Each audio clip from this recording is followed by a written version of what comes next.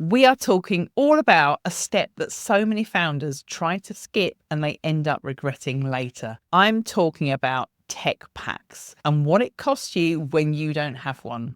Now, if you're thinking, I don't even know what a tech pack is, you are absolutely not alone. In fact, 75% of the people that take the quiz on my website, which is Are You Ready to Work with a UK Factory, say that they don't actually have a tech pack either. Often that is because they don't actually know what it is, which is quite understandable if you've not come from the garment industry, or they are hoping to just wing it and get away without one. And occasionally a manufacturer has told them that they just don't need one. So let's be really clear and cut to the chase here. Skipping the tech pack stage is where so much goes wrong. And it's also where so much money is lost. Because a tech pack is your blueprint for how you want your product to be made. It's as simple as that. It's your instructions to the manufacturer, not only of what it should look like, but more importantly, what the measurements need to be on that product. Because it's got the word tech in it, it scares a lot of people off. And that is not helped when you search for how to make a tech pack in Google or on YouTube. And what comes up is loads of complex tutorials showing loads of fancy CAD drawings. And they tell you need to learn the whole Adobe suite before you can even get started, which you most definitely do not. Who's got time for that? So then you also end up coming across people who'll say they'll make your tech pack for you, but it's going to cost hundreds for each product that you want to make. So if you've got a whole collection, that could be literally thousands that you're paying someone to create your tech packs for you. So I get it. That's why a lot of people end up thinking, I'm just going to try and skip out the tech pack stage. I'm going to take my chances, fingers crossed, and just hope for the best. But here's the thing. Tech packs don't need to be complicated, but you do need one. It's your blueprint for how you want your product to be made. And by skipping it out, all sorts of things are going to go wrong. And the product is never quite going to turn out exactly how you were hoping. Think of it like this. Say someone gave you a cake. They baked you a cake, a lovely cake. And then they said to you, can you make that exact same cake for me? It's got to taste the same. It's got to look the same. It's got to be the same size. Now, you could produce a cake and it would probably taste pretty similar, maybe, depending, like if you're at bake-off level standard of baking, you might be able to get it nearly right, but it would never be exactly the same. And then if that same person said to you, now go away and make me 100 of those cakes, and it still needs to taste and look like my original cake, well, then things are going to start to get really hard. And exactly the same goes for a garment or a bag or a dog bed or whatever else it is you want to make. Because without a tech pack, the factory is literally just guessing how you want your product to be made. And with guesswork comes mistakes and misinterpretations, which results in more costly sampling until they get it right. And then if you don't have a tech pack when you go into production, who's to say whether the production is going to come out right either? Because if you've got no tech pack, you've got no proof of how you did actually want the product to be made or what the measurements of the finished product should be. So it's then their word against yours. Whereas with an up-to-date tech pack, that sets out really clearly all the final measurements and amendments. And you've got the proof of what was agreed. Sometimes a manufacturer will tell you that you don't need a tech pack or that they'll create it for you. Now that can sound really helpful, but here's the problem with that. You are handing over all control to them. And that means you can't easily move to another factory if something goes wrong. You're stuck with them if they hike their prices or become too busy. And you've got no written spec for actually what was agreed. It's just their version of it.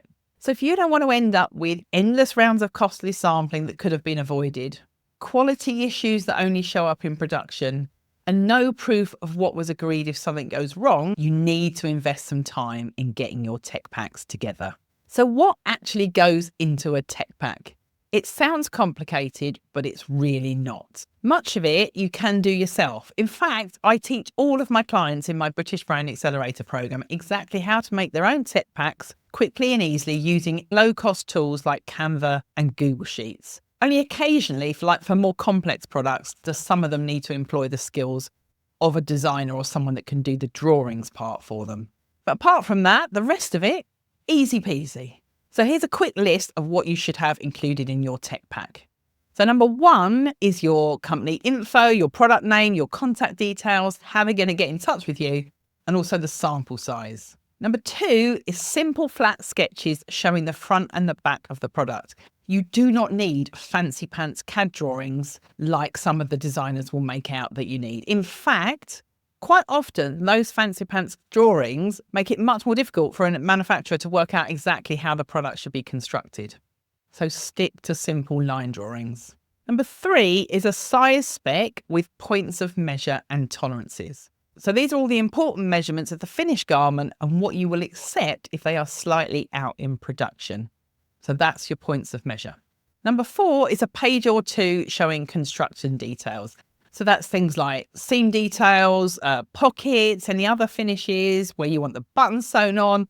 Often you can illustrate a lot of this with photos. Number 5 is your bill of materials. Now this is really important because it lists out all of the fabrics, trims and components and the quantity of each that go into your product. It basically acts like a checklist for the manufacturer when they start production, and it helps them avoid doing things like making the garment in the wrong fabric. And believe you, I have actually seen that happen quite a lot actually.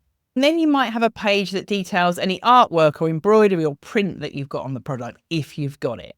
And then finally, labels. So what labels are going into the product? How are they sewn on? If you don't have this, I have actually also seen garments with labels sewn on upside down. Like all sorts of crazy things can happen if you haven't got these instructions. So that's definitely a page you don't want to skip out.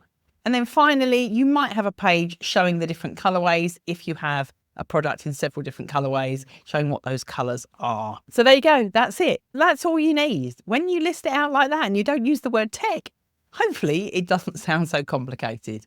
Now, one caveat I would say to this, if you are making a product in the UK, unlike if you're pinging your tech pack via email to a manufacturer that's halfway across the world, you're hoping what comes back is some sort of representation of what you were hoping for. When you're making a product with a manufacturer in the UK, you can actually go and brief them in person. So you can take your tech pack to them. You can show them exactly what you're talking about. You might also want to take along products and samples and things that illustrate some of those product details and finishes. And it makes it so much easier to make sure there is no misinterpretation. Then after the meeting, you can update the tech pack and make sure it reflects any changes that were made. Which brings me on to one final warning. Your tech pack is not just a one-off. It's a dynamic document. It will evolve. Revisions will be made, and those revisions need to go on the tech pack so that it's always up to date.